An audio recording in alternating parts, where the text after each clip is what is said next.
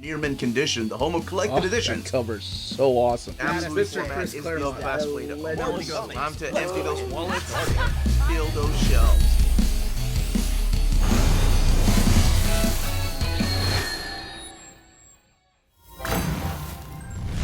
How's it going, all you mentees? Uncanny Omar here from Near Mint Condition, the home of collected editions.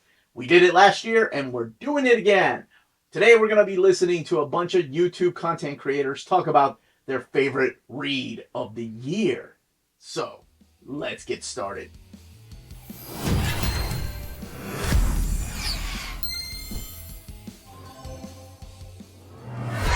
And welcome back, everybody. So I'm usually the guy that sits back here and talks about upcoming collected editions or my favorite, most anticipated books or hidden gems or actually my own top 10 list. That'll be coming out later this week. But this time, I wanted to focus and give the spotlight to YouTube content creators and let them tell you a little bit about their channels and what their favorite reads of the year were. And I had so much fun putting it together last year. And I want to give a huge thank you to TaylorTalksComics for being our social media coordinator and helping me reach out to these folks. And thank you to everybody that participated. So at this moment, I just want to remind you all, and this will be the only time to smash that like button, please, because that goes a long way here on the channel. It's a very small thing you can do, but it means the world to us. And I won't interrupt it, you all watching the video and hearing all these folks talk about their favorite reads. So I'll be quiet. I'll go back there and sit and enjoy. Hi, my name is Chris Balga, and I am the host of World's Finest True Believers and the co-host of Marvel Alliance. Both are podcasts that you can find by searching for Geek Ultimate Alliance on any of your podcatchers of choice to catch our full network of shows. I want to thank Omar and Near Mint Condition for including me in their favorite reads of 2023, and my selection is this book, Inferno Girl Red, written by Matt Groom, pencils by Erica DeRusso, colors by Igor Monti, and letters by Becca Carey. This was originally a Kickstarter a couple of years ago. It officially came out this year. It is the latest addition to Image's massive verse line that includes Radiant Black, Rogue Sun, and The Dead Lucky. What this story is about, it is about a girl named Cassia Costa who is going to college, and she's being taken there by her mom in Apex City, the college's Helix campus. And on the way, her mother tells her a story about how she was saved by the superhero Inferno Girl Red when she was attacked on a subway years ago. And when Cassia just is blown away by the story at that point, but when she herself arrives at Helix campus and starts getting settled in, at one point a day or two later, Apex City is literally lifted off its whole foundations on Earth and blipped into a alternate reality. Nobody understands why. This happens without any explanation. But at that time, what looks like a meteorite or shooting star goes to where at that point Cassia is standing, and it's not a meteorite. It actually ends up being a wristband that attaches to her without realizing at the time that gives her the abilities to become the new Inferno Girl Red. And the story that Matt Groom talks about leans into heavily the themes of hope versus hopelessness. Cassia comes across as a character that's still trying to find her way while picking up the responsibility that she doesn't think she wants and wants to handle, yet her rise to accept the responsibility that she's given to save Apex City. DeRusso's art does so well in playing on the story and is a great combination with Igor Monti's colors, just outstanding. And I want to showcase a couple of images right here so you can kind of see the outstanding work that is done with this crew. Right here you see Igor Monti's first look at the Inferno Girl Red from her mother's story, and then I want to show you another one where we see Apex City just lifted off its foundations and getting ready to be blipped into a new plane of existence. And then we see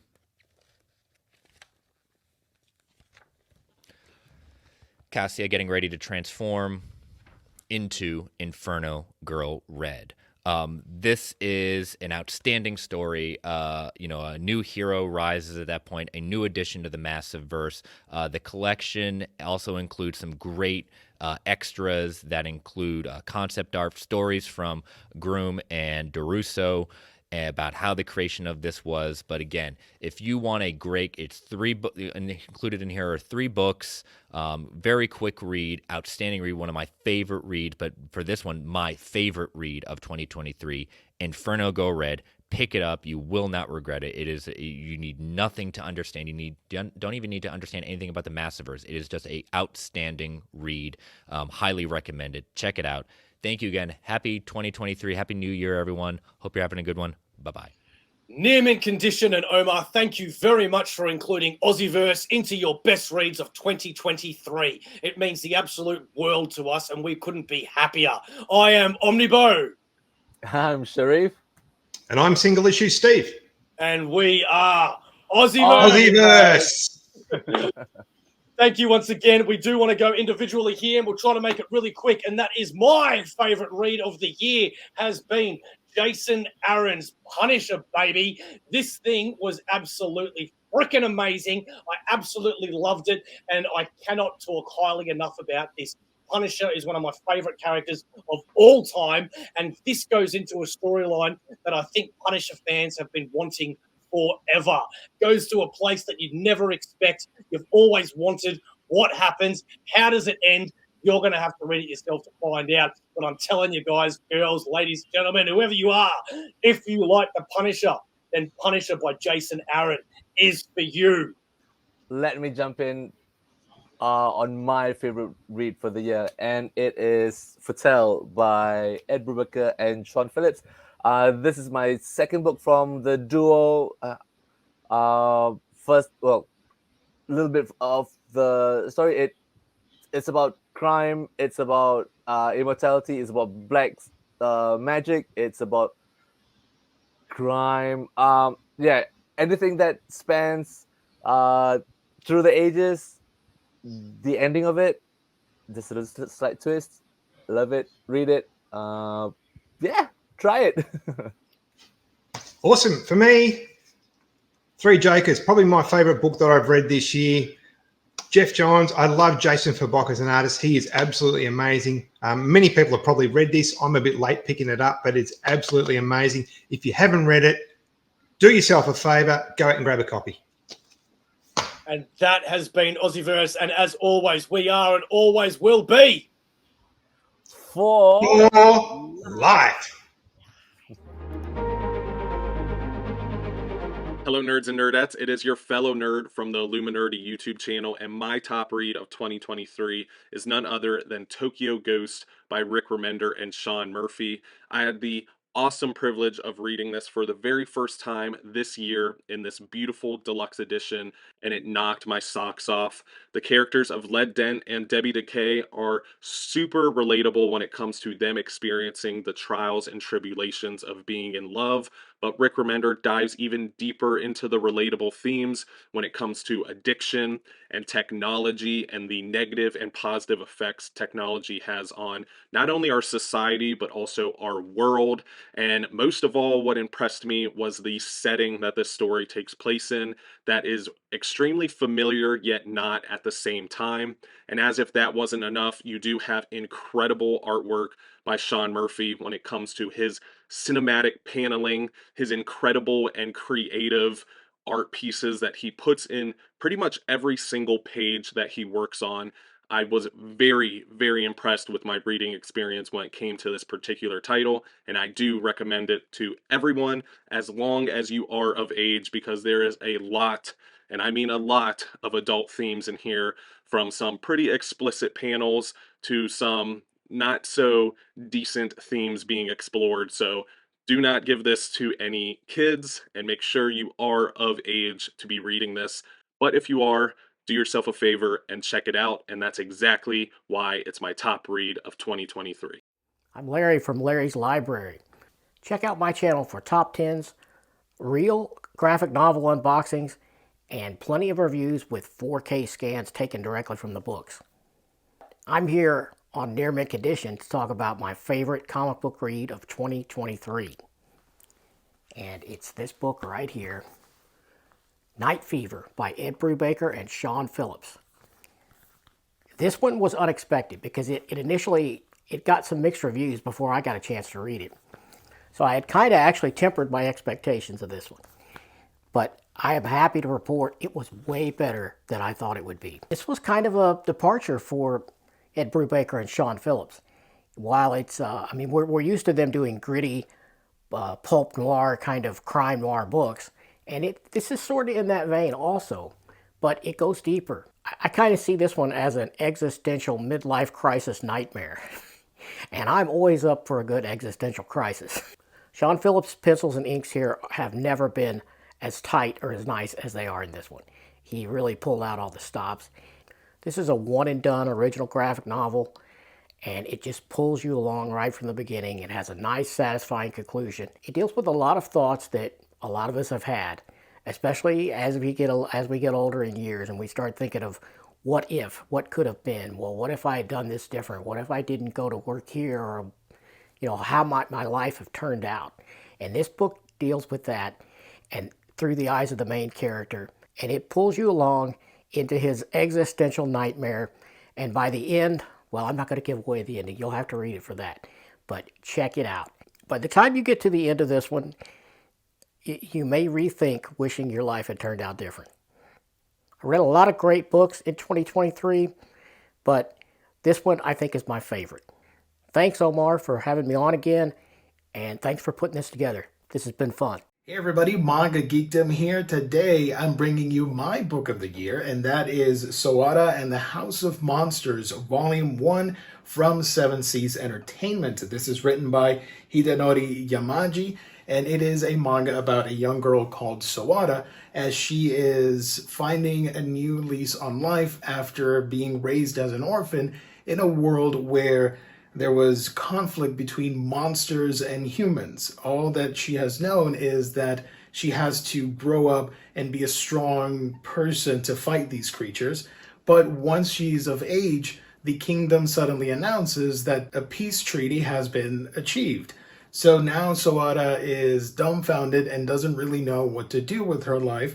The king tells her, go out there and explore and make your own life. So what are you to do when all you've known is a particular thing and you've been raised to do one specific task?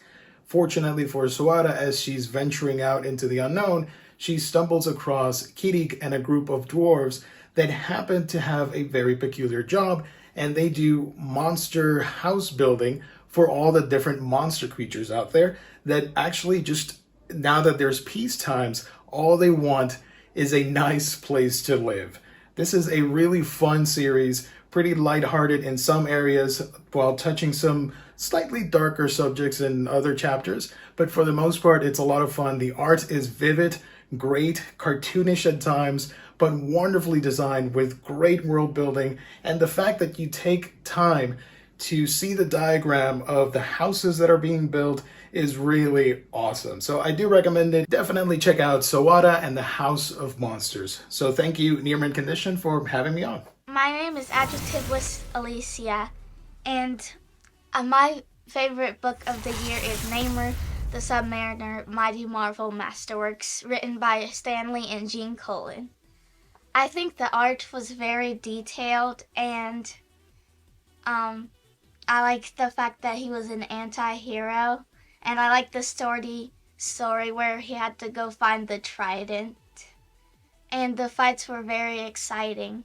He had to be courageous in the story, and I liked that too. I like the dialogue because it's very fancy, but I can understand it well. I recommend this to all ages, and it's the perfect anti-hero story. Hey Omar and the Near Mint Condition family, this is jpsarri from jpsarri Reviews, and my favorite read of 2023 is Spider-Man 2099. This was my most anticipated book of the year. It's been one of my most wanted omnibuses of all time, and I'm so glad that Marvel finally listened to us and we have it. And it is gorgeous. The presentation is gorgeous. The dust jacket, it has tons of pages. It has the entirety of the run of the 90s minus the Manifest Destiny one shot. This is the story of Miguel O'Hara. He's Mexican-Irish. I could relate with the character when I was a kid because of that, because I'm also half Mexican, and I always felt that he was relatable. He was not your stereotypical image of a Mexican. He was smart. He was living in the future. It was a cyberpunk setting. The art by Rick Leonardi, it's amazing. The writing, Peter David is so complex. He understands and he breaks the characters in a way that you feel that they're flawed, and that way they're more relatable. So this is my favorite read, once again, of 2023. What's up, Minties? It's D-Rock here from drocksteadyreviews, and today we're going to be talking about my favorite read of 2023, and my favorite read has to be World Tree by James Tynion IV. I had read Something is Killing the Children earlier this year, and then I had read all of the Department of Truth that's been released so far. Then I heard about this series coming out from James Tynion, and I had to jump on it. This series actually is what got me into reading single issues again. I went to my LCS, picked up the first issue, absolutely fell in love with it. It's a fantastic series, super violent, definitely some great dark, gritty horror themes throughout this, as you would expect from James Tynion. You have this group of Silicon Valley types finding this undernet, so they create a message board called the World Tree. They're kind of investigating this undernet a bit more. Things get a little out of hand. The violent elements start creeping out. They end up shutting it down, but then years later, it does come about again as this character, PH3FR, ends up logging into the World Tree and unleashing this thing again. The main character in this is Ellison Lane. His little brother Gibson Lane ends up finding this this undernet, and he goes on a killing spree in his hometown, killing like 60 people while live streaming on like Facebook or Instagram Live too. It's absolutely brutal. Really love this story, man. If you haven't checked out World Tree, definitely do so. The artwork is fantastic. You have artwork from Fernando Blanco, then Jordi Belair does the colors in this. It's a tremendous story, man, and it's brutal. It's not for the faint of heart. So if you're not into violent horror comics, then this definitely is not for you. But it is surely for me. I absolutely loved it. This is my pick for best read of 2023. Can't wait to hear everybody's picks and read the comments of everybody's picks as well. I appreciate y'all watching. Hit the subscribe button on my channel, man. Check it out. We do omnibus reviews, statues, all sorts of things, man. Shout out to Omar for putting this together again. And everybody, have a great new year. Hello, all you minties. I am Vactor from the Vactorverse, youtube.com/Vactor. And I want to say big thanks to Omar for letting me have this platform, but also big thanks to you for watching and reading and enjoying comic books. Let's get to my pick, my favorite comic of 2023, Batman Superman, World's Finest. Mark Waid, Dan Mora, you cannot top this comic. Every single issue was fantastic. Dan Mora became, I think, my favorite artist this year. Man, it's tough because Bruno Redondo has been that guy, but Dan Mora this year, man, he's just been killing it. So I've loved Batman, Superman, World's Finest. Mark Waid understands these characters of Batman and Superman better than any writer, I think, that is currently writing. And every single story just gives you that classic feel, that classic homage to the yesteryear, and still keeping it modern and relevant. So I loved Batman, Superman, World's Finest. I can't wait for more in 2024. All right. Thank you very much. Have a good one, Minty. Well, good evening. My name is Lars Pearson. I am formerly of Wizard Magazine, currently of Mad Norwegian Press, and I enjoy how I just happen to be sitting. It looks like Nightcrawler is sort of coming out of my head, like an exclamation point or a light bulb. You know, it's like, I have an idea. My pick for 2023, it's tempting to go with the really obvious and go with this bad boy here, but someone else will surely pick this. Someone else, surely Omar will pick this one. So let's go a little off the beaten path and go with Doom Patrol by Gerard Way and Nick Darrington, the deluxe edition. This was one of the last collections from the Young Animal imprint, which was Gerard Way was curating for DC Comics, and this comic really represents Gerard Way coming home, as it were. Gerard Way started out life as a wee child, working for Vertigo as either an assistant editor or an intern or both. But low in the ranks at Vertigo, and the whole international stardom thing with My Chemical Romance was not planned at all. Doom Patrol clearly got into Gerard's blood, as did a lot of Vertigo books. Gerard also, of course, created Umbrella Academy. X-Men, Doom Patrol, Umbrella Academy, their DNA is all swilling together. And so this collects the two Doom Patrol miniseries that Gerard wrote, and is a breathtaking successor to Grant Morrison's Doom Patrol. If you liked Grant Morrison's Doom Patrol, we can't really have a better successor than this. It's bold, clever, funny, a little bit kinky.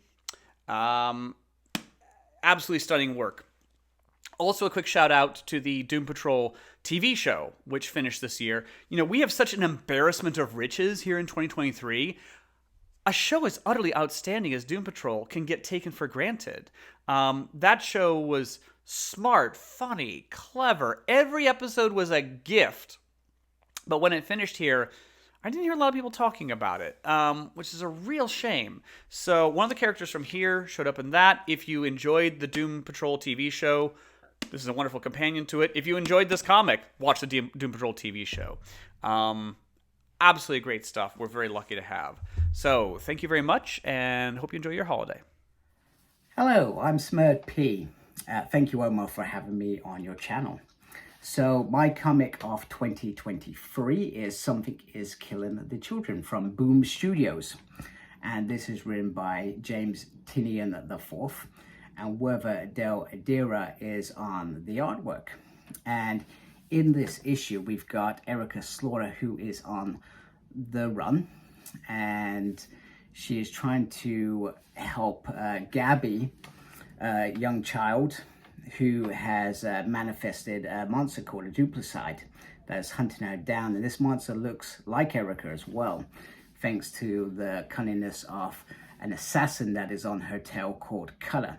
Now, Erica is out in the field waiting for the duplicide and to finish that part of this battle on her horse, whereas Color has already snuck in behind the lines and captured Gabby and her sister's lover, Raquel, and holds them hostage. So she's underestimated Color from the start that she was going to get this opportunity. So she hears screams and comes riding back to the ranch.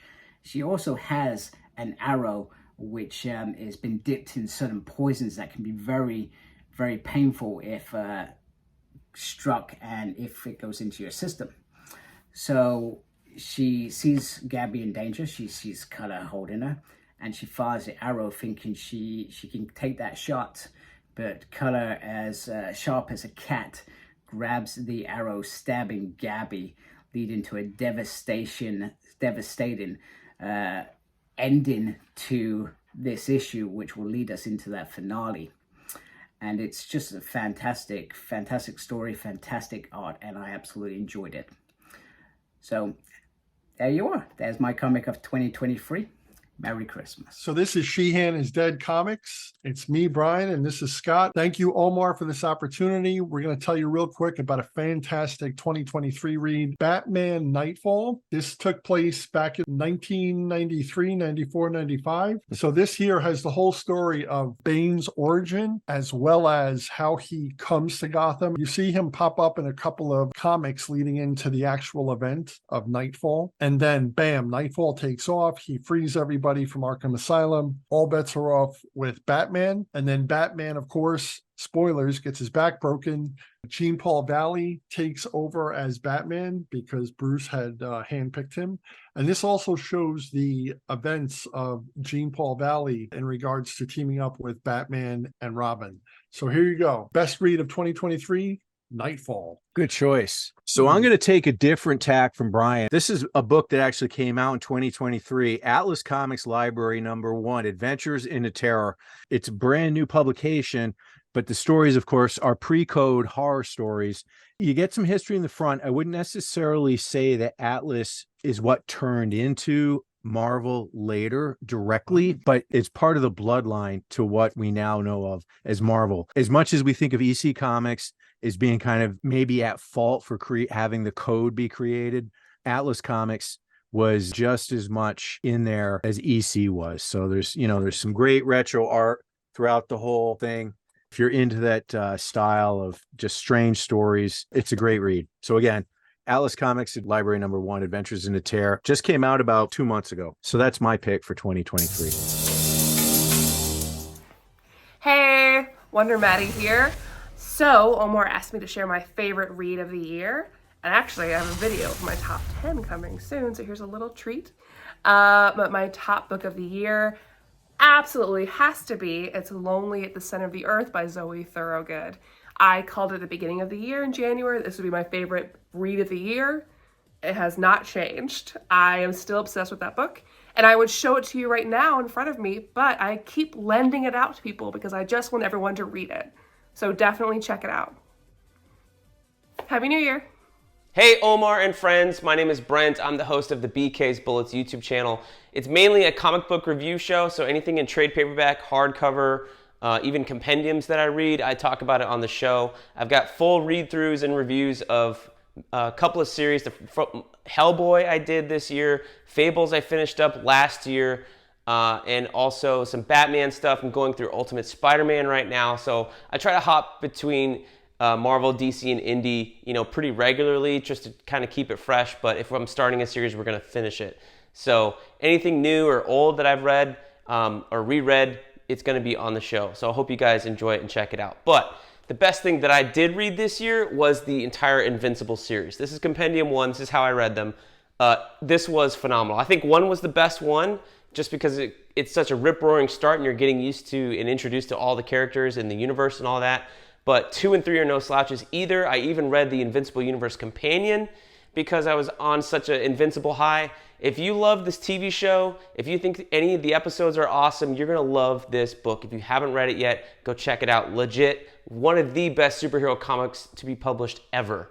And now that I've read the whole thing, I can say that for sure. So thank you guys for watching. We'll see you guys next time in the Funny Pages. Hey everybody, I'm Jake. I'm one half of the Brave and the Boys YouTube show. And like many of you, I'm a huge fan of Omar and Near Mint Condition, and it's truly an honor to be here included in the end of the year video. It is also an honor to talk to you about the best comic I read this year that is written and illustrated, the 1-2 punch, by Daniel Warren Johnson. His art is amazing and kinetic and fresh, and you can feel the energy. The writing makes you feel the gamut of emotions. It made me cry, it made me cheer, I felt like everything, and it made me care about metal music, something I have never cared about before. It's the story of Jake. Jake was in a metal band that was right at the cusp of being famous, and then personal tragedy struck. A bunch of things happened that you'll have to read to find out, and he's kind of down on his luck.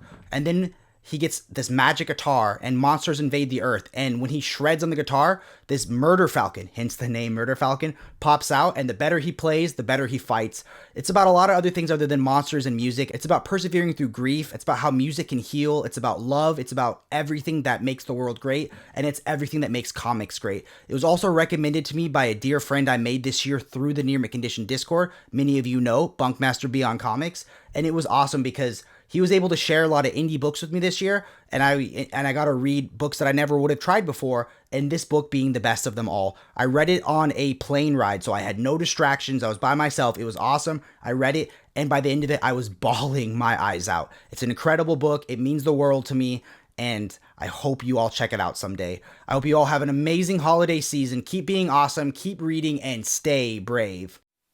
What's up, guys? It's David coming at you from Organic Price Books with my favorite book for 2023 that came out. This has been such a crazy year, such a awesome year, at least I want to say. And I love the festive holidays. I'm wearing 2 ugly sweaters, a Texas Ranger because they won the World Series, of course, and then a nice sweater, a vest with dinosaurs on it.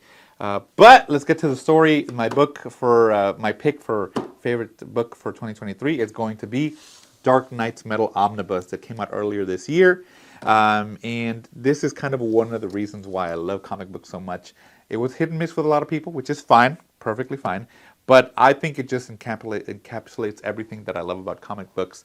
A crazy story that's completely out there with colorful costumes and some amazing new bad guys, seeing our heroes faced with adversaries like that. Who wouldn't love it? We got introduced to the Batman Who Laughs, which is such a crazy character. And we got to see Batman, Superman, the whole Justice League in this like metal look, which is great. And I think that's, to me, is what makes a great story. Something that you find entertaining. You don't have to be too deep into it to to think too much about it. It's just a lot of fun characters. And, you know, with Scott Snyder writing and Greg Capullo drawing, what an amazing teamwork. That's one of my favorite combos for Batman runs. So I have nothing but praises for this book. I had a lot of fun reading it, and I thought it was a great introduction of characters. So there you go. Check it out at Enterprise Books. Thank you for, you know, inviting me and or having me do a favorite read. And I will see you guys in the next one. What's up, all you Mentos? You've been waiting all year to say that joke, haven't you? 100%, yes. That is Reed. Hi. And I'm Kristen. Yeah. And we are part of the TheComicSlayer channel. Some people call me that. Not my name. That's okay. It's your name. It is now. It's you. And my favorite read of the entire year has to be Tegan and Sarah Junior High with illustrations by the amazing Tilly Walden. They're my favorite duo. I never thought this would happen. Tegan and Sarah is my favorite band. I don't know if you can tell. Wouldn't it be a trio? Yeah. Well, I was thinking the band and the creator teams up. I get what you're saying. All right. I could have let that go. Yeah, they're amazing. This is about their real life in junior high. Technically, it's based on their memoir, High School, which is also amazing, but it's not comics. So we're not here to talk about that. But just incredible stuff. I really loved it. I loved everything about it. It was a blast seeing their origin story set in a different year and in modern times, and I just adored it. It's a great pick. It's a good one. It was really meant for me. Yeah, it's perfect for you. Mine is very similar and very close to the same kind of story, really, if you want to think about it. It's not. My pick is Dynamite Diva by Jasper Jubinville, published by Strangers Publishing. This book had everything. It has, you know, violence, murder, mystery, sex, big thighs. It's everything. It's so good. It's a great throwback to the old school underground comics. Jasper Jubinville, he's got a hard name to say, is making the best comics out there, I think, right now. And this is a fantastic read. So I loved it. I love that. Check them both out and check out the TheComicSlayer for more weird duos like these. Yeah, two. You can give your brain whiplash like when you read these. Thanks. It'll be great. Hello, Minties. It's Taylor of TaylorTalksComics, also known as the social media guy for Near Mint Condition. So if you're ever on the Near Mint Condition social media accounts and talking to whoever it is over there, it's me. I also have my own YouTube channel, though. It's called TaylorTalksComics. We go live weekly to cover all the comic book and industry news, so be sure to subscribe and join me there. My favorite read of the year, though, has to be this box set right here, which is the Love and Rockets, the first 50 issues collected by Fantagraphics. This came out a couple years ago.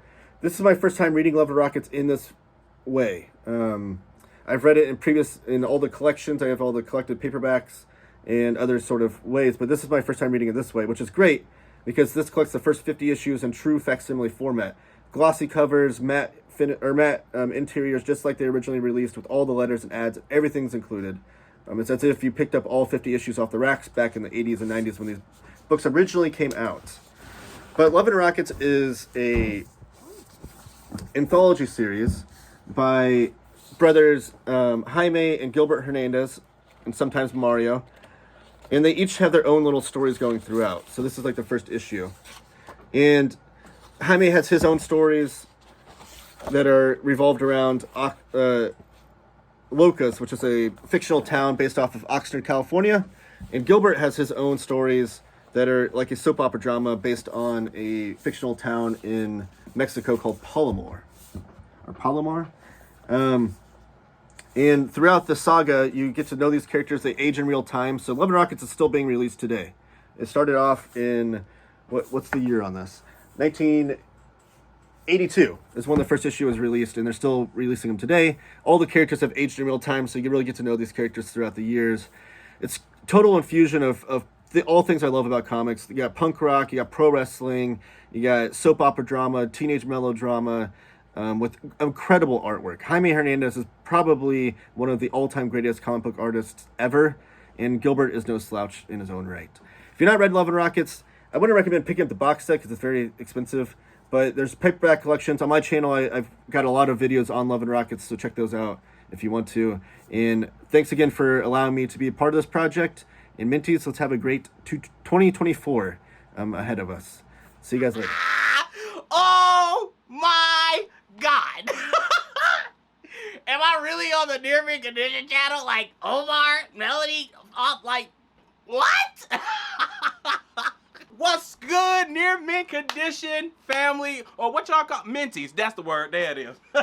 What's good, all y'all minties out there? This is your boy Day Day from OmniNationComics. Shout out to Omar for giving your boy an opportunity.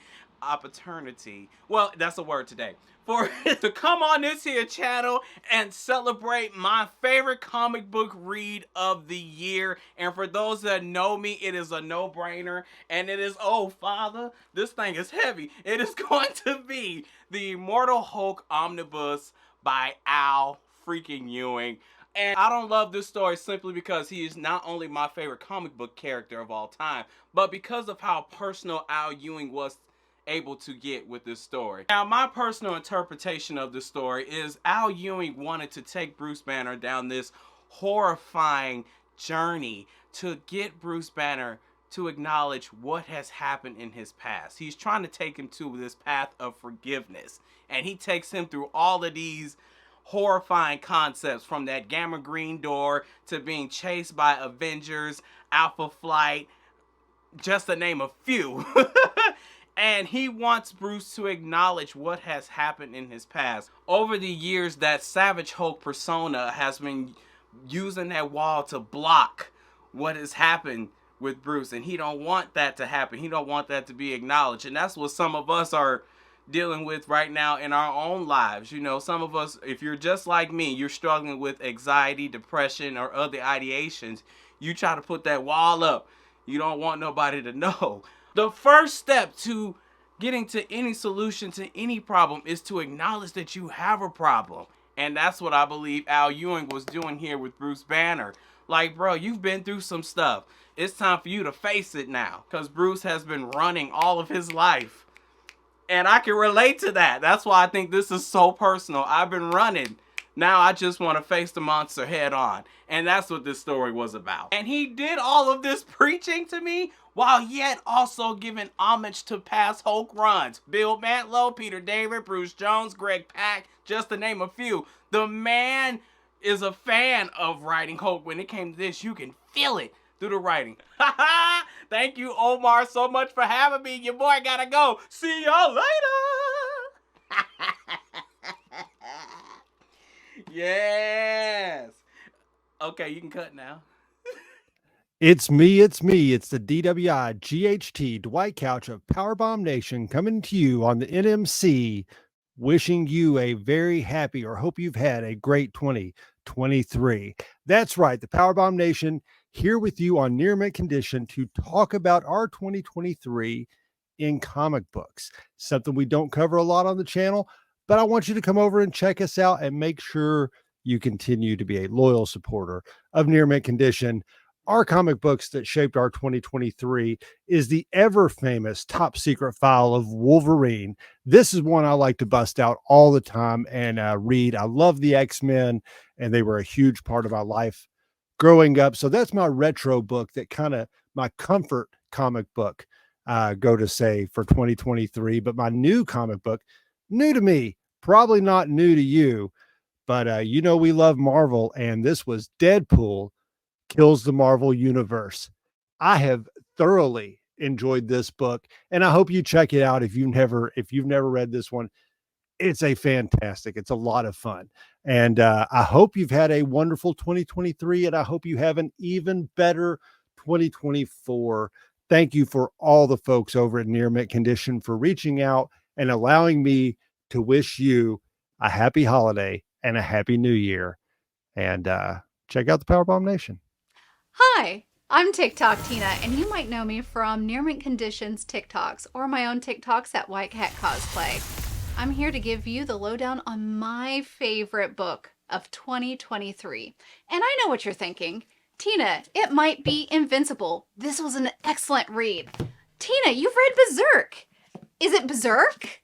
Well, no, this is really, really good. It is not Berserk. To pull a Rob here, I love all of them, but my favorite this year is actually Oshi no Ko. I could not put this down.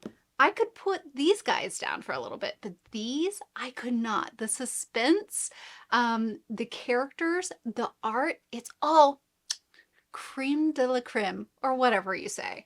Anyways, that's my favorite for 2023. Hey guys, this is Dominic with the Comic Book Report YouTube channel over here at Near Mint Condition, picking my favorite read of 2023.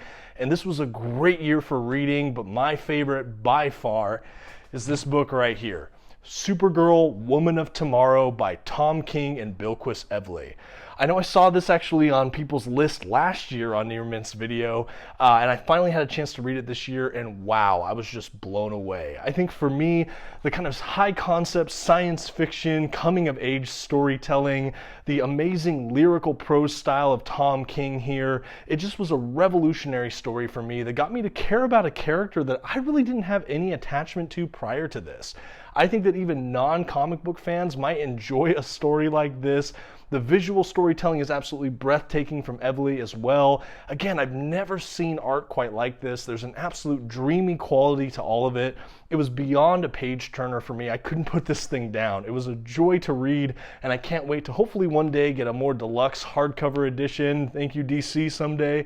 But for right now, this paperback here, definitely my favorite read of 2023. Thanks for having me. I am Joe Marcello. This is Mike Farah. This is Orrin Phillips, and we are the DollarBinBandits.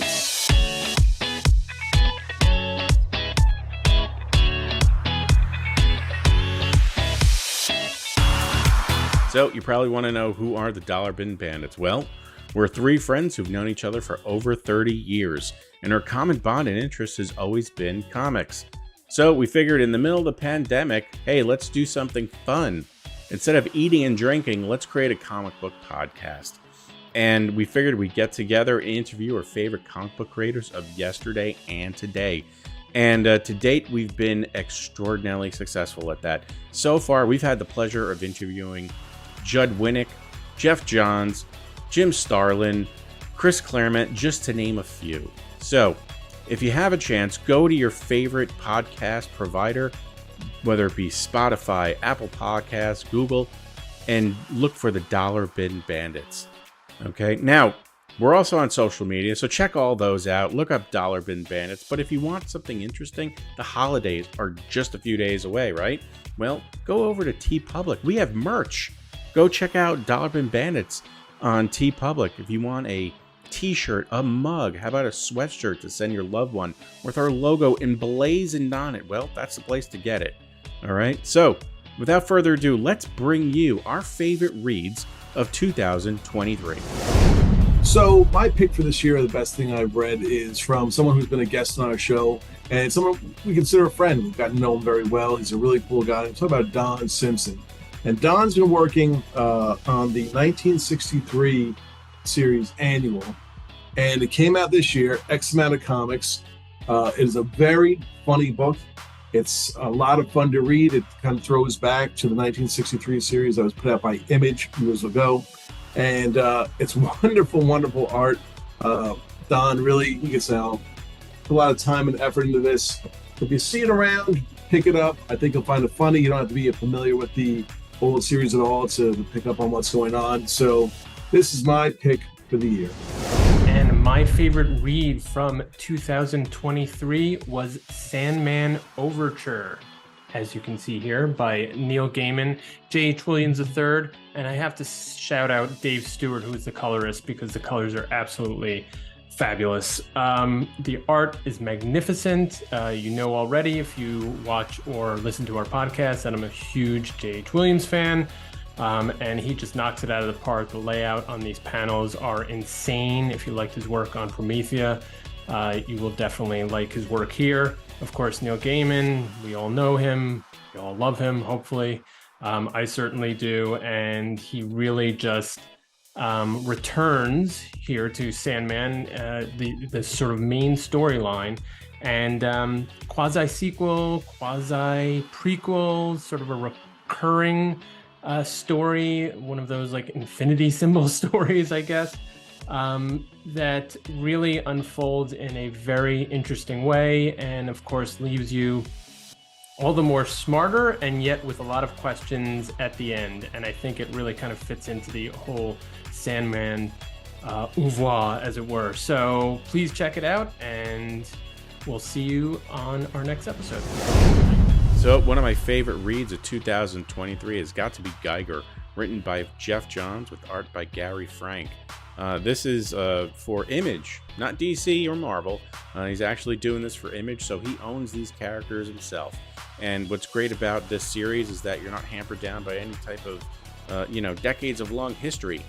These are all new characters, but right off the bat, you find yourself really caring for them and what happens to them. It's one of the things I always appreciate about Jeff Johns' work, regardless of its, Blue Beetle, Stargirl, Green Lantern, Aquaman. He makes you care about these characters, and I think that's one of the real keys to making any comic book succeed. So if you haven't already done so, check it out. Basically, it takes place in the post-apocalyptic United States, and the nuclear fallout has been somehow absorbed by our main character Geiger, and he has to traverse the land and get back to his family, who he thinks are alive, holed up in a bunker someplace. So I'm not going to spoil it for you, but if you have a chance, go check it out. Hi, Ødfel here, and today I want to be talking about my favorite read of the year. Last year I talked about some indie books, and this year I kind of want to keep that energy and pick something a little more untraditional that maybe you guys haven't heard of. And this book definitely captured my entire attention for the year. I had been putting off reading it because a bunch of friends were suggesting it, but I'm really not a webcomic person, and this had originated on Webtoon.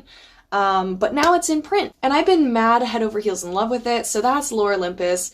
It's a modern retelling of the Hades and Persephone myth, but it's a really good slow burn romance. Really cool, thought out worldscapes and phenomenal art. As someone who loves mythology, I love it. It does take a lot of liberties, but that's what makes it fun. If you're someone who likes one-to-one retellings of your mythology, this probably isn't for you, but I think it's fresh and it's fun, and it brings new life to a story that's been told 1,000 times. And I think the world that she builds and the romance that she writes and creates is really, really well done. Some of the anxieties and the turmoil of relationships feel so real and hits so close to home. And yeah, just check it out. The art itself is gorgeous. It's this beautiful watercolor world. Each of the gods is kind of a vibrant and fun color. It's really well adapted if you know that it started out as a scroll-based webcomic, that they've done really fun and creative layouts that make it really digestible and readable in print format as well. And it's all around just a really fun story. So if you want to read a story that's about a young Persephone leaving the mortal world to join Olympus for the first time, and all the adventures she gets into and how she meets Hades, then this is a really good book for you. I think it's really accessible if you know nothing about myth. I think it's really fun for all the little Easter eggs if you do know myth. And all around, I can't suggest this more. If you are interested in reading it in print form, they are up to volume 4, and they've got all these very colorful, fun covers. And they have them in hardcover as well for the people who like to collect hardcovers, as well as them being webcomics. But this is about buying books, so go support your local bookstores, buy some books, read Lore Olympus. It's definitely been my absolute favorite thing that I've picked up this year. Thank you so much to Omar for letting me come on here and tell you guys about one of my favorite stories that I've read this year. I always appreciate getting to be on Near Mint Condition and nerding out about comics with you guys. I hope all of you Minties have a phenomenal new year, and I'll see you in the next one. What's going on, Minties? Mitch here from the Omnibuddy channel. Thank you, Omar and Your Mint Condition, for making this video and letting us be a part of it. My top video for the year has been one I have been waiting for nearly a decade for. I am so excited about it. I freaking love alternative history and monsters and Americana and all that. And this book has it all mixed together, talking about Manifest Destiny, Volume 1. So this is Manifest Destiny Book 1. This book collects the first half of the series, which is issues 1 through 24. These 24 issues collect 4 chapters overall in this series. Really what Manifest Destiny is following the alternative history approach of Lewis and Clark as they are traveling west. You meet tons of great characters along the way. One of them is a central character you might recognize, Sacagawea, and she is a BA in this story. While this starts as a traditional exploration book and you kind of get the, you know, Lewis and Clark and out there on their boats and traveling down the river with these high lofty goals of charting new territories and exploring new lands and making peace with the natives, it quickly devolves into much more than what you were actually led on to believe with what the mission really was and what the people on this mission were led to believe.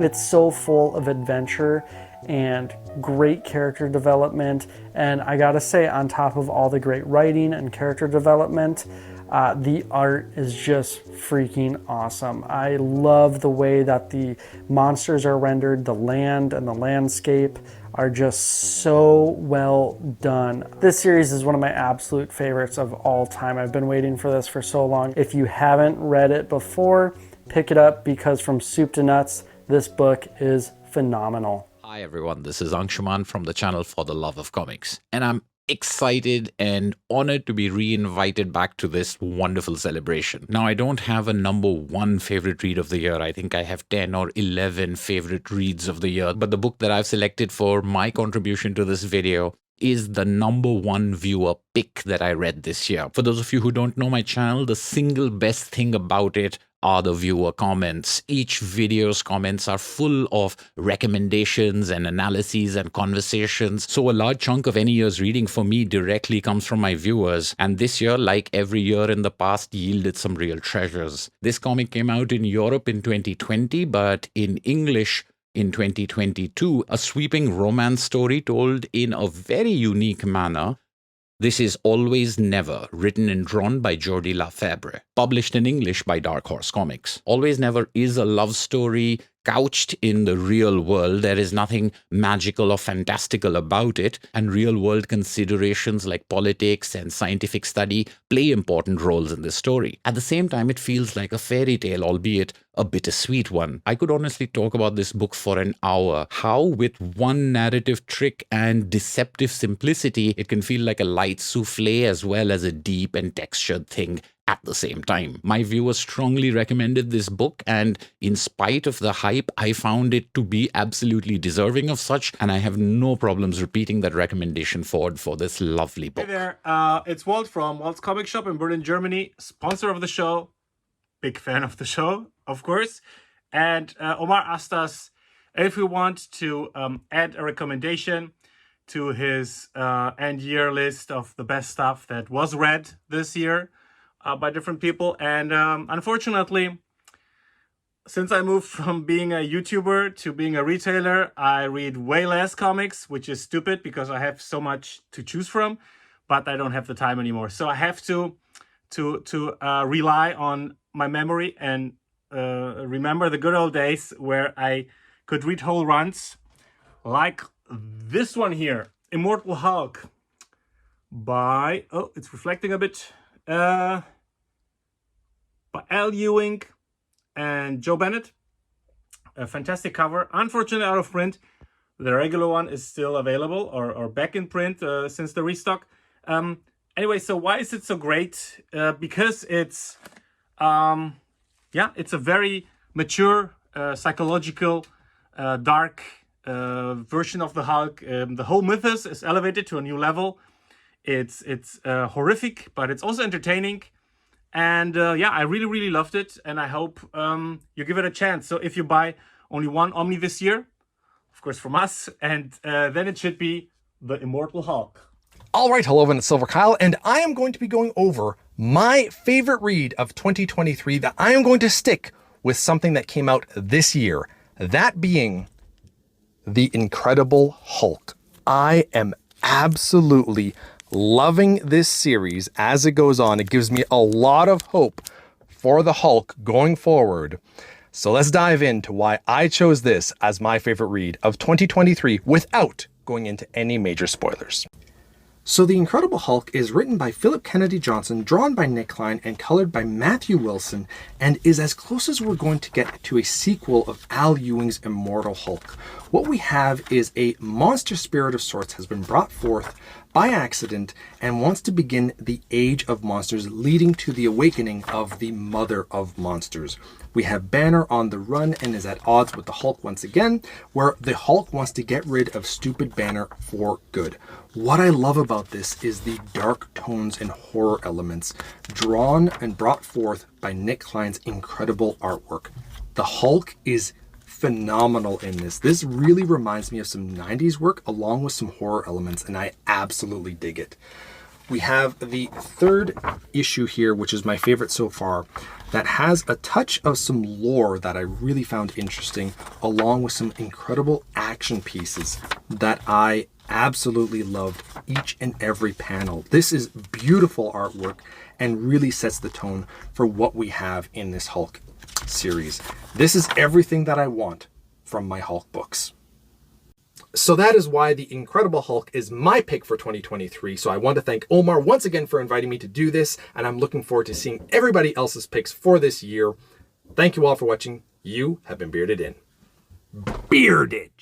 Hi, this is Curtis from the Epic Marvel Podcast. I read a lot of good books this year, but one stood out just above all the rest of them as being my favorite book of the year. It came out just a couple of months ago, Watership Down. Now, a lot of you have probably read the original novel by Richard Adams, and maybe you've seen the animated movie, but this is a brand new graphic novel adaptation by James Stern and illustrated by Joe Sutphin, and it is absolutely beautiful. And it is one of these books that is just such a fantastic story to begin with, but we have an incredible adaptation. In fact, one of the best adaptations that I've ever read, which is saying a lot because I've read a lot of adaptations, but this is no simple classics illustrated sort of adaptation.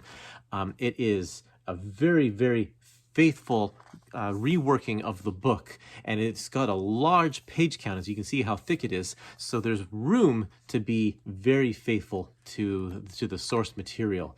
And Joe Sutphin is an incredible illustrator. He draws a lot of rabbits, of course, and they are all individual. He gives each one a distinct look and a distinct personality, and boy, the story is just as hard-hitting when you read it in graphic novel form as when you read the original novel. So I would recommend anybody who has an interest in allegories for the human condition, or if you like fuzzy animal books, although this one gets a little bit on the violent side, and or people who just really like great comics. Check this one out, Watership Down. Hi, I'm Torsten from Literature in Pictures, and there were many great books to choose from in 2023. See some of those behind me here. But there was one book to me that stood out among them all, which is 8 Billion Genies by Charles Soule and Ryan Brown. The premise of this book is that one day 8 billion genies show up, one for each of the 8 billion humans on Earth, which grant one wish each. There are 3 groups of humans that happen to be in the same bar in Michigan when Genie Day, G-Day, happens, and those are used as a plot device to tell how this story unfolds over the next minutes, hours, years, and decades.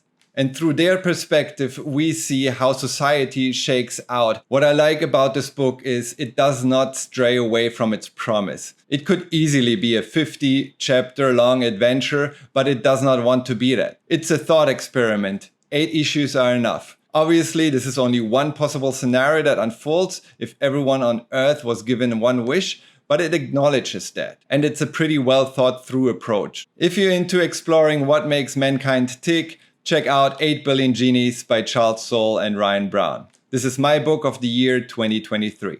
What's up, everyone? I am Nick Jones, host of the Focused on Comics podcast, available wherever you get your podcasts. Omar was a guest over this past year, and he reached out saying, hey, we're getting everybody's top collected edition.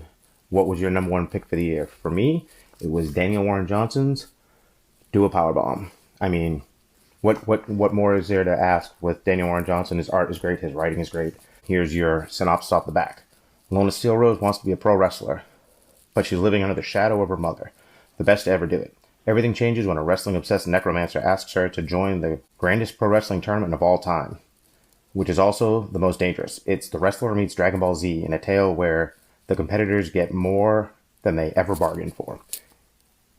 You kind of can't go wrong with it. So I would, like I said, do a powerbomb. I will be doing my top 5 on my podcast, Focused on Comics.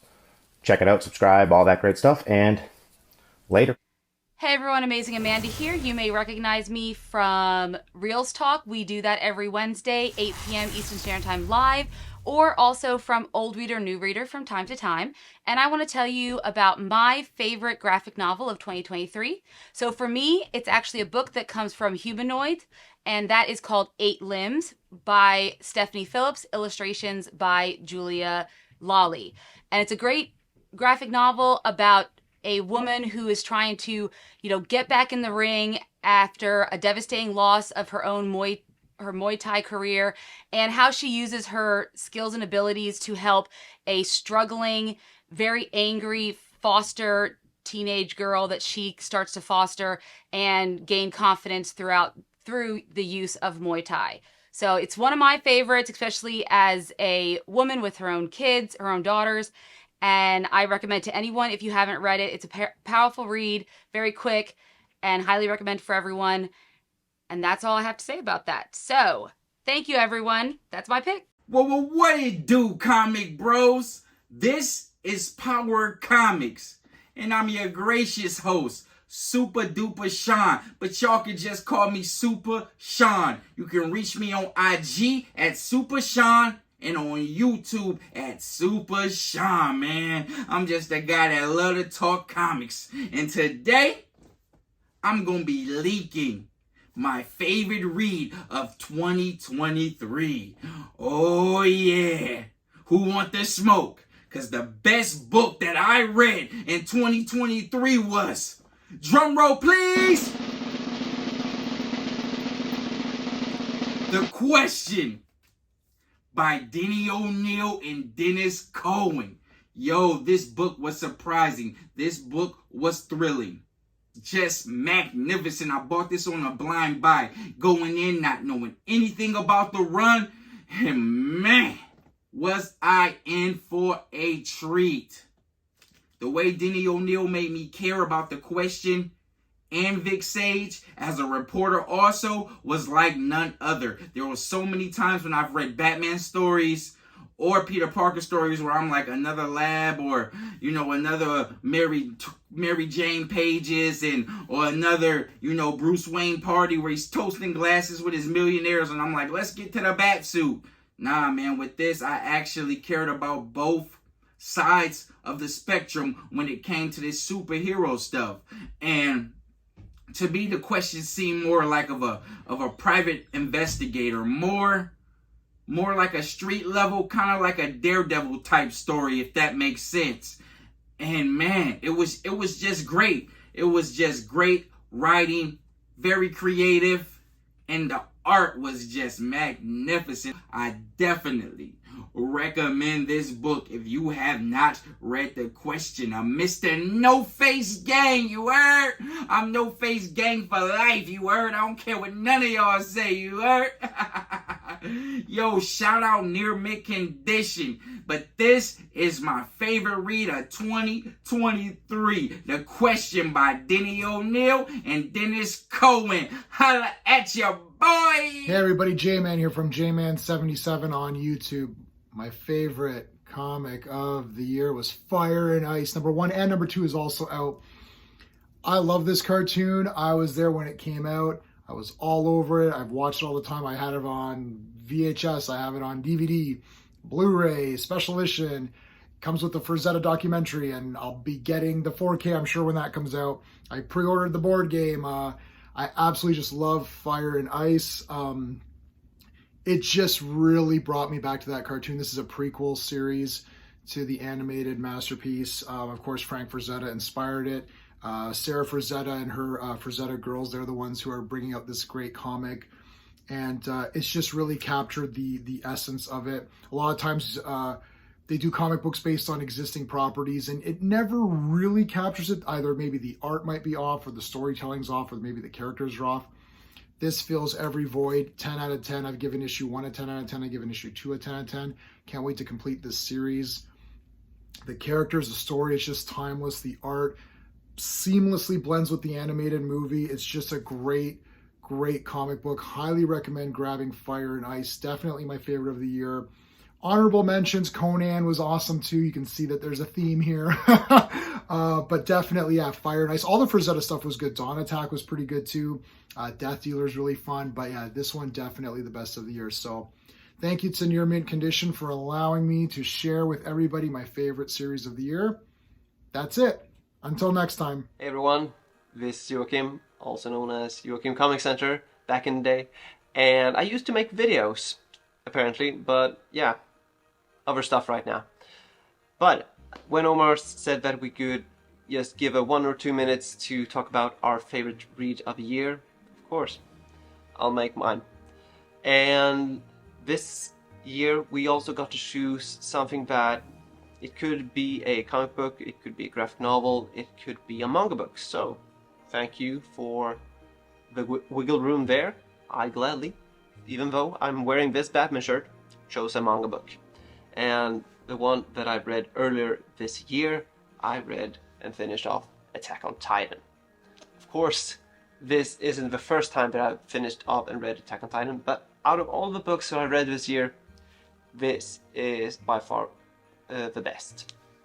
And I've loved this story through it all. It has recently been finished off, adapted into an anime series. So now you can watch this whole manga adaptation as an anime. As of this video, I haven't actually watched the final episode, so please no spoilers.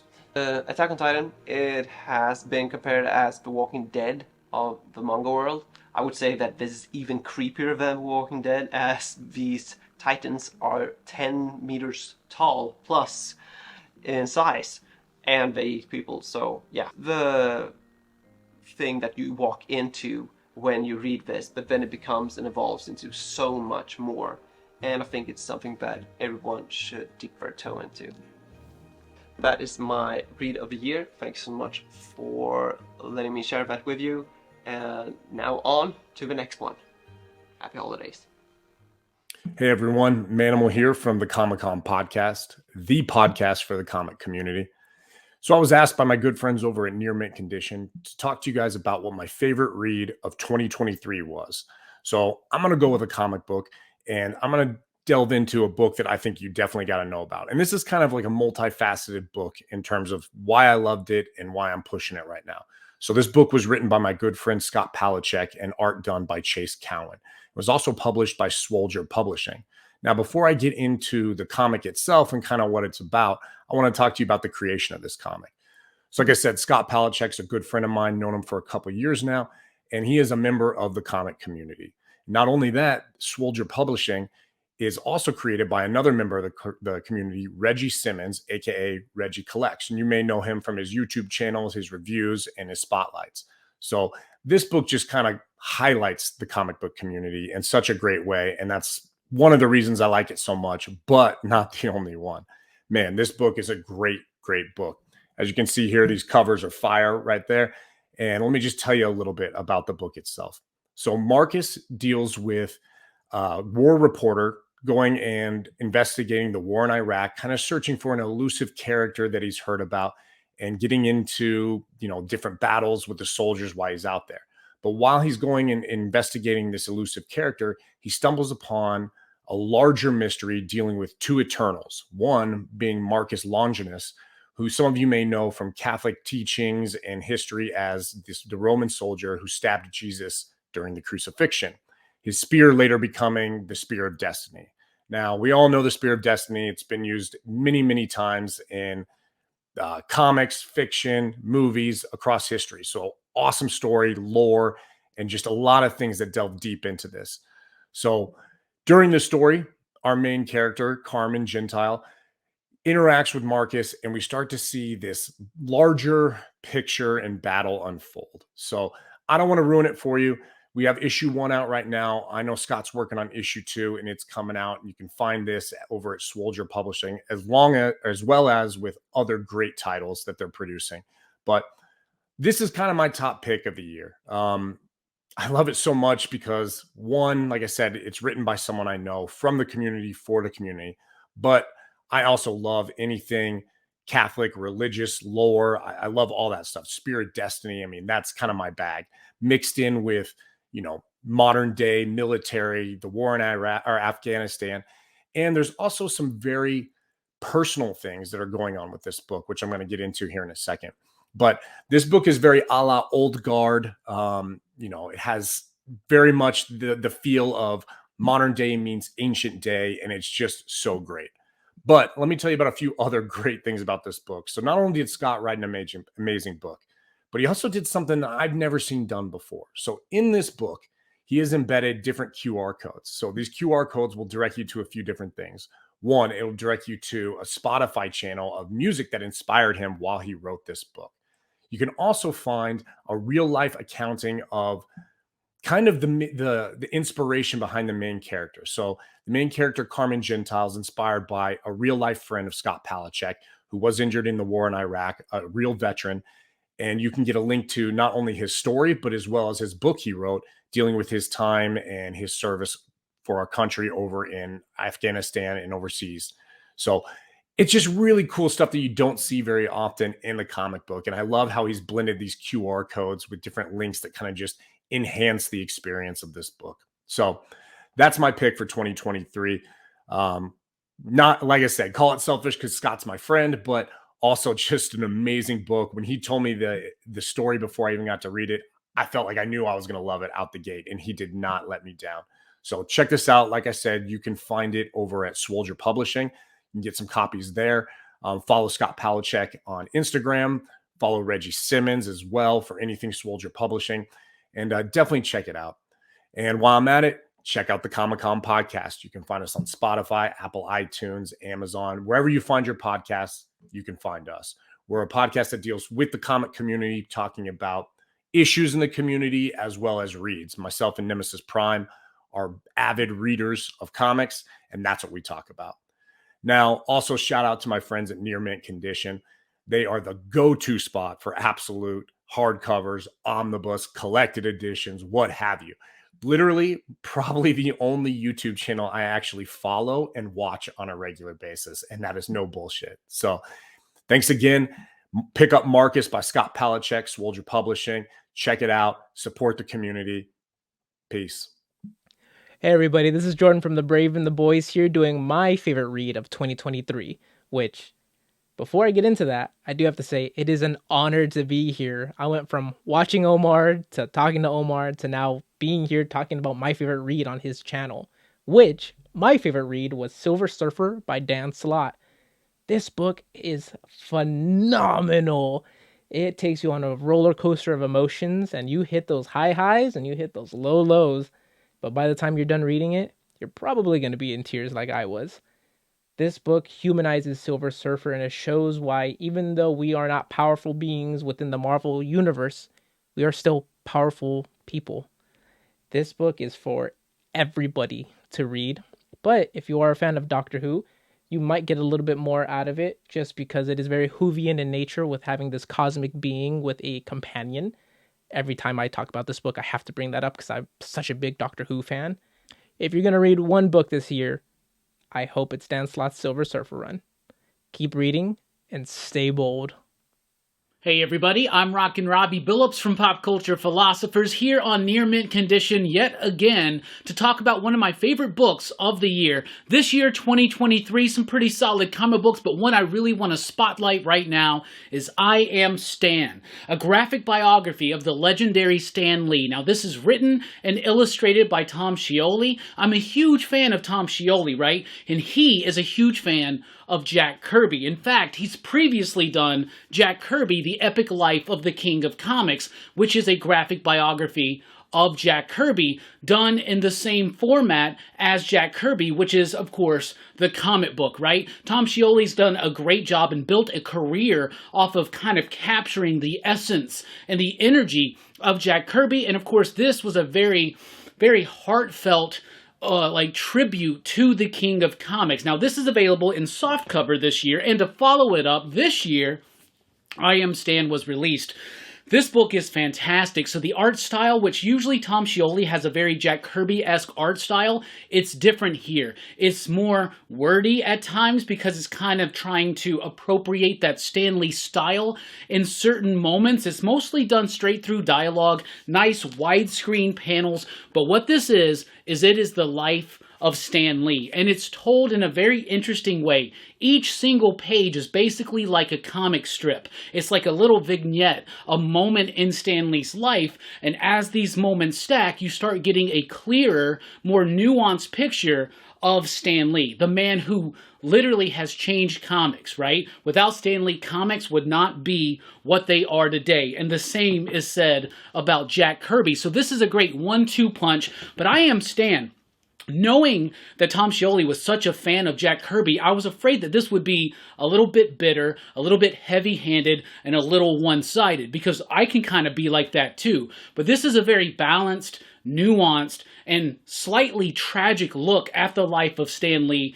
If all you know is the mythical story that most of us know about Stan Lee, his involvement in Marvel, and all of that jazz, you definitely want to check this out, because this isn't going to bash on Stan Lee, but it isn't just putting him on a pedestal as well.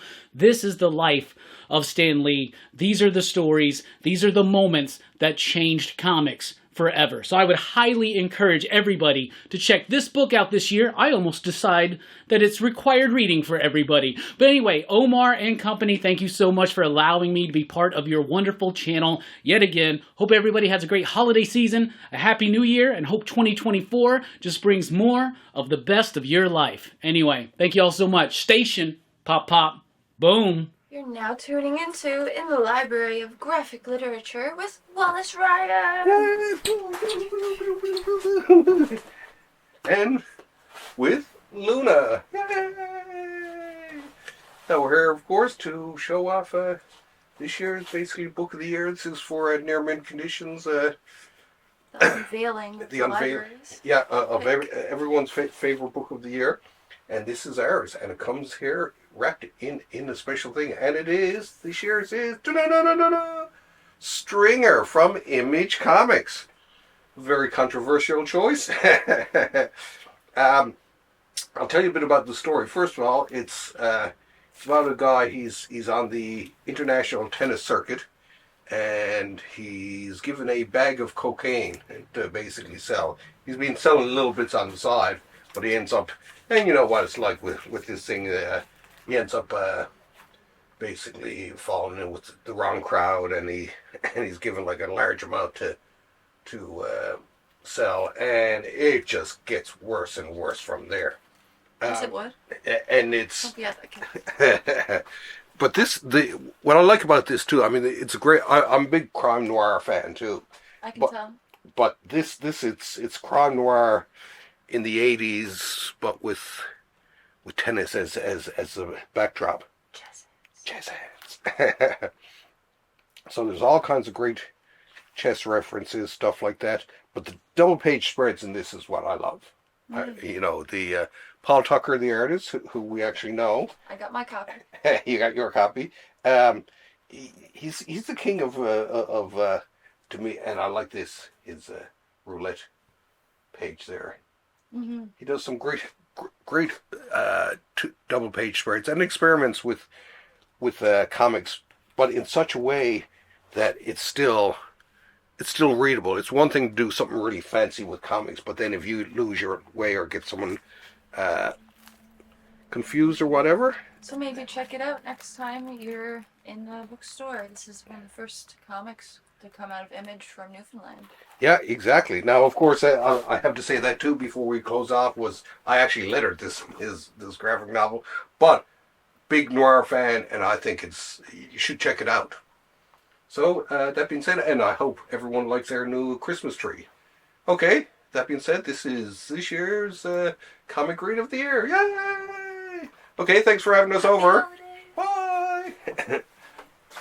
Hello, my name is Chris from Off My Shelves, and as ever, this question is a hard question. What was my favourite read of 2023? First, I thought of this, Sir Gawain and the Green Knight, which I read recently. It's a short self-published comic, which is a retelling of the Arthurian legend of Sir Gawain and the Green Knight by John Repion and Mark Penman. That was really good. Raymond Briggs' Ethel in Earnest was a story I read for the first time in 2023. This is a classic. Raymond Briggs, who authored The Snowman, Father Christmas, Fungus the Bogeyman, loads of other things as well. This is his autobiographical take on his parents' life and his life as well to a certain extent. That was fantastic. The Impending Blindness of Billy Scott by Zoe Thorogood. Wonderful book. This was full of humanity and love and life and passion, and it was full of heart and humanity, which I liked. But eventually I settled on The Bogeyman by John Wagner, Alan Grant and Robin Smith on art. It's a story that is really reminiscent of Don Quixote in many ways. It focuses around a gentleman in Scotland who is just obsessed with Humphrey Bogart and his movies and has mental health issues and convinces himself that he is in fact Humphrey Bogart, and so he's in an institution to try and help him. He escapes, and that's when the story of the Bogeyman starts. He gets pulled into all this world of intrigue that he creates around himself. He literally will grab anything anyone says and twist and turn it in to make his world make sense, to make this fictionalized world where he is Humphrey Bogart, where he is this hard-boiled detective and he's always on a mission. It's farce in the very best way, to be fair. If you like sitcoms like Frasier and Fawlty Towers, then you're going to love this because it doesn't take itself seriously at all. It's really well written and well thought out, but more than anything, it's entertaining and funny, and you follow this journey of this guy who is utterly convinced that he's Humphrey Bogart, and he's just going around Scotland, demolishing Scotland because he's in his own film. He's in a film. He's after criminals that sometimes exist, sometimes don't exist, but he's going to get them no matter what. I mean, there's a bit in here where he finds the Maltese Falcon, and the Maltese Falcon is a frozen turkey, and it sounds ridiculous, but it works perfectly, and it's so funny in this book. It really is one of the funniest and most enjoyable reads I've had in a while. Right now, at this time of year, with the amount of junk and atrocities happening in the world, laughing and being comfortable in your own home, reading and laughing, that is priceless, and that's why this book breaks the top of my list. Diolch yn fawr Omar a Melanie, and Nadolig hapus a blwyddyn newydd dda. Welcome, true believers, to Near Mint Condition's End of the Year creator collaboration for the best reads of 2023. I'm the Bad Wolf, host of Bad Wolf Comics, and a big thank you to Near Mint Condition's Uncanny Omar for inviting us back this year. We really appreciate it. We're really excited to be here. Here at Bad Wolf Comics, I primarily focus on customs. We really do a lot of custom dust jackets. We take a look at custom omnibus that I've had made. I do overviews of books, some comparisons, and we always do an end-of-year room tour. It's never an easy decision picking just one book out of the entire year's reads. When I was asked for my best reads of 2023, only one book came to mind. Berserker from Boom Studios by Keanu Reeves. I was worried at first about a book being created by an actor, but Keanu Reeves is one of my favorite actors, so I thought I'd give it a shot, and I couldn't have been more impressed. I really love the story. The art really speaks for itself. It's basically about a man who's immortal. He's lost his memory, or a good portion of it. He's got a big gap in it, and he can't figure out where he comes from. So he really wants to find out who he is, where he comes from, and he's not suicidal, but he definitely wants to be able to die. He wants the ability to be. He wants to be immortal. He's tired of this existence. After 80,000 years, you might be too. Now, the one thing to keep in mind, this is not a kid book. It has a lot of, it's very bloody, it's very violent. I would say it's on the level of Invincible violence. So if you read Invincible, you know that's a pretty violent book. So I wouldn't recommend this to kids at all, but if you're an adult and you're a fan of Keanu Reeves, this is a great story, and he did a great job. The main character really kind of looks like him, and I think that's for future projects, because they are in the process of trying to make a show and or movie of this with Keanu Reeves in the starring role. I will be very excited to see that. I know this was a limited 12-issue run for the moment, and the Kickstarter did get 3 books to go ahead and do that out. Whereas this book only collects the first 4 issues. I'm pretty sure they're going to do a volume 2 and 3, which will have the remaining 6 issues. I cannot recommend this series high enough, folks. It's really good. If you're like me and you missed the Kickstarter, you can get this book directly from Boom Studios right now off their website for $49.99. It's a great read and highly recommend it. If you enjoyed this short segment, come see us at Bad Wolf Comics. We always love seeing new faces. And a big thanks to Near Mint Condition and the Uncanny Omar for inviting me back this year. I'm very proud to be part of this awesome community. With that said, I am the Bad Wolf. This is Bad Wolf Comics. Thanks for watching. Let's take a look at some other creators and what they chose for their best read to 2023. What's going on, mentees? I'm BJ Kicks from Comics Are Dope, and this was a tough one because I really wanted to pick Static Shadows of Dakota, but technically this hasn't been collected into a hardcover just yet, so I'll set it off to the side, and I'll let you know my favorite read of 2023, and that is Miles Davis and the Search for the Sound. This is written and drawn by Dave Chisholm, and I actually did a review of it on my channel, but it's basically like an autobiographical, well, it's a biographical graphic novel about the life and music of Miles Davis. This starts off like with him being treated after a stroke. He lost the use of his hands, so he can't play trumpet, but his therapist is like basically suggesting, try drawing. Just practice drawing, holding a pencil. It'll help you regain mobility. So it starts with him like being an artist, which is crazy. But he's retelling his life and times, all the highs and all the really sad lows as well. But all this in service of and in search of this sound that he's been chasing all throughout his career. This was an amazing retrospective on the life and music of Miles Davis. I learned a lot, but besides it being educational, it is a beautiful, beautiful book. Some of the art in here is just completely mind-blowing. The way Dave Chisholm like captures what sound looks like is crazy. I feel like I can hear every page, even when I have no idea what the music sounds like. You definitely need to read this book. Miles Davis and the Search for the Sound from Z2 Comics by Dave Chisholm is my pick of the year. Hi, my name is Miss Lydia, and you may recognize me from this channel, Near Mint Condition. My pick of the year would be Goodnight Poon Poon by Inyo Asano. So, our story follows this kind of weird-looking bird creature named Poon Poon as he grows up. And, well, of course, Poon Poon is actually human, it's just that he's drawn that way. Many people would probably think this book is very childish, like, for little kids, but do not let any little kids near this book, as it contains a lot of mature and adult themes. So if you're my age, you're probably gonna want to get permission from your parents to read this book because it's a lot for a young kid. So I really, really like this book because of the art style. Like, a lot of it has to do with the art style. And a lot of the themes that are presented, I think they're also presented very well. Now, for the reasons why I like this story, it mostly has to do with the art style and the themes presented. For Poon Poon, I really like the way he's drawn, despite being like such a simple little design. Like, the way his expressions work are like really nice, and he's very expressive throughout the story despite just having 2 eyes and a little beak. And as far as the rest of the people, they're drawn like as this beautiful mesh of cartoony and realistic. Like, they look very anime-ish, of course, since this is a manga, but then there's also like a ton of like realism and very detailed drawings, and they're very expressive. So it's just like a really nice art style. And as far as the themes presented, I think that they're represented very well. A lot of the stuff would be spoilers, so I can't really tell you exactly, but I think they're handled very well, and it's very emotional, and I did cry.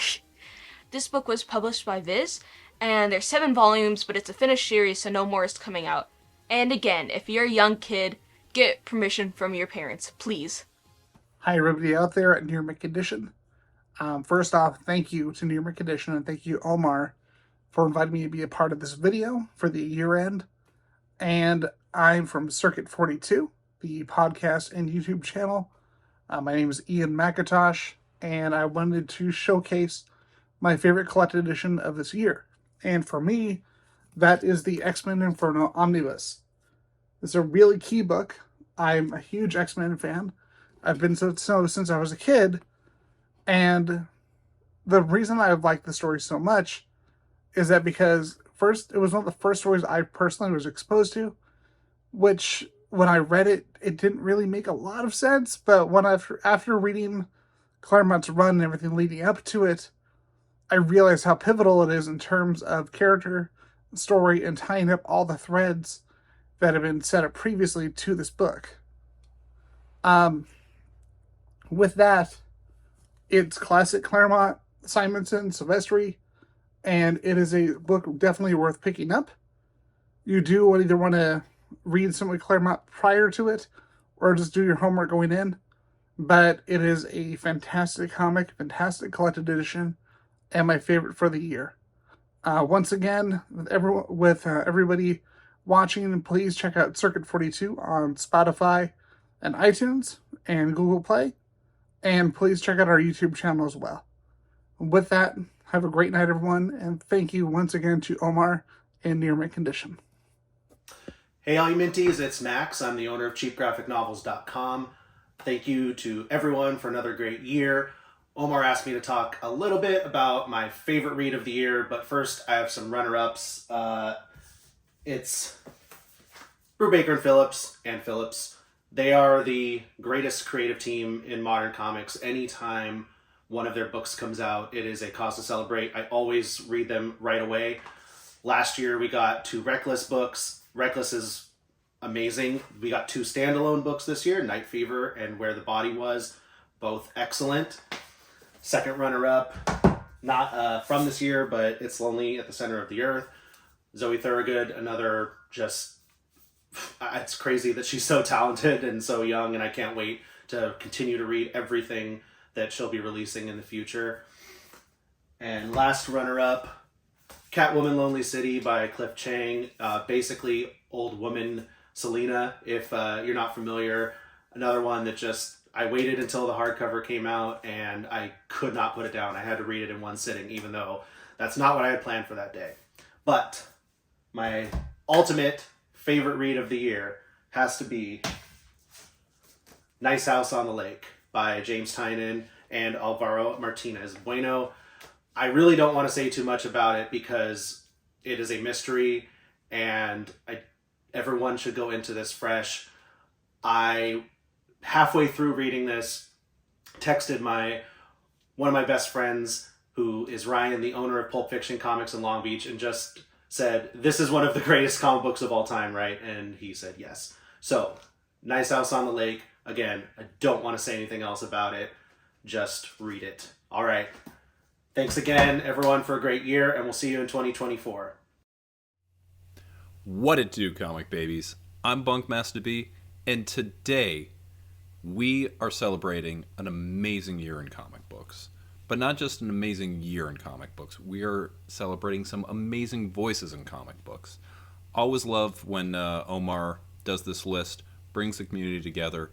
Not only do we get to hear so many different voices coming together, talking about why we love comics so much, but we're getting so many different viewpoints and so many people talking about different books that you might not hear otherwise. And I think this book might be one of those, because my favorite book of the year is 20th Century Men. Now, this was an Image title that finished up this year, 7-issue series, a lot of them were big chunky boys, written by Dennis Camp, with art by S. Morian, or Stepan Morian. It tells an alternate story of the proxy war that happened in Afghanistan between the United States and the Soviet Union, but recasts the conflict as if both nations were led by actual superpowered humans, not just world superpowers. And you get this sort of realpolitik from both of those sides, but really kind of keeps a focus on the Afghan people who get caught in the crossfire with both of them. It is a wonderful political story. It is a heartbreaking tale of the normal people, whether they be the civilian grunts, whether they be the journalists capturing the war, or just the normal citizens who are trying to live their life that get caught up through war. Fantastic book. Can't recommend this enough. Thanks again, Omar. Astonishing Melanie here with my favorite read of 2023. I'm going to give it a big hug. This book means a lot to me. Deadpool and Cable. Gee, I wonder why I had a hard time saying the title. Maybe that's because it's originally titled Cable and Deadpool, and so whenever I hear my husband talk about it, that's what he says. And even the author, Niciesa, says that Deadpool is a power bottom. He goes last. But I get it. They wanted to switch it around probably because Deadpool's a more popular character and it sell it. I definitely fell in love with Deadpool, not Cable, reading it. But anyway, I'm excited that Nicieza is coming out with Cable next month. I'm definitely going to be picking those up. So I've been interested in Deadpool, but I never really delved into reading all his stories or whatever until I started reading this. This is what kicked it off. Which makes sense, right? Fabian Nicieza is the creative Deadpool along with Rob Liefeld designing him. That this is my favorite. This is my favorite Deadpool. I'm always searching for that mix, that balance that he strikes in his writing style of Deadpool being goofy and over the top, but also there's some depth to the story. There's some great elements in here with the dynamic between Cable and Deadpool, the relationship that they respect each other. But, Cable does eventually in his own way respect Deadpool. And Deadpool at the same back, but then Cable's kind of this messiah figure, so does Deadpool really agree with what he's doing? And that mystery, that tension of what's going to happen next. I really enjoyed, along with Weasel and the character Bob, his friend, and just look how thick this is. There's so much to it. There's so much action, and I also was reading it during a time where I was experiencing a lot of anxiety. And it was escapism too. I wish I could be like Deadpool and not take things so seriously. Now, I'm not condoning saying oh yeah, he's got a really healthy mental outlook on life. No, I just meant it's escapism. Yeah, I want to be more like Deadpool. I mean, I'm an English teacher and I was bringing this to school. I was hauling this baby to school as a comfort read. And I remember showing it off to the students about, look, this is just full of comics. Isn't it awesome? I'm very grateful for it. And so thank you, Fabian Nicieza, and to the artist that drew it as well, that this story I'm definitely going to be reading again in a couple of years. Over and over again. I could see myself doing it multiple times. Heyo, it's OmniDog from OmniDog's Vault, and it's a pleasure to be on Very Fine Conditions end of the year list. Thank you for inviting me to present my book of the year. You can find me on OmniDog's Vault on YouTube, of course. And one of my top books of the year is Days of Sand by a creator that lives in the Netherlands named Amy de Jong. This tells the tale of what it was like back during the Depression in the United States in the 30s. Not only did we have economic disaster, but due to poor farming techniques and a 10-year drought and heat, we ended up having this entire area right here, used to be known as the breadbasket, that was turned into the Dust Bowl because they tore up all the grass to plant wheat year after year, got soil exhaustion, and the dirt turned into dust, and the dust would blow and blow into people's homes till they got covered in it. People died of inhaling the dust, and throw in starvation, lack of water. It was a human tragedy. And so the Farm Security Administration wanted to get photographs of it so the public could be aware of their programs to help the farmers. It was a difficult task because nobody back then, you could only read newspapers and figure things out. So they needed to get the word out by photographing the tragic consequences and the human suffering that was going on in the Dust Bowl. And our protagonist, John Clark, is a photographer that wants to be a successful photographer like his father was, and he's haunted by his father's sort of ghost or hanging over him because his father was a successful photographer himself, didn't have a great relationship with his dad, so he's out to prove something. But he initially goes out there, and Amy de Jong not only writes brilliantly, but she illustrates brilliantly the utter, tragedy bordering on hopelessness that was the Dust Bowl in those days.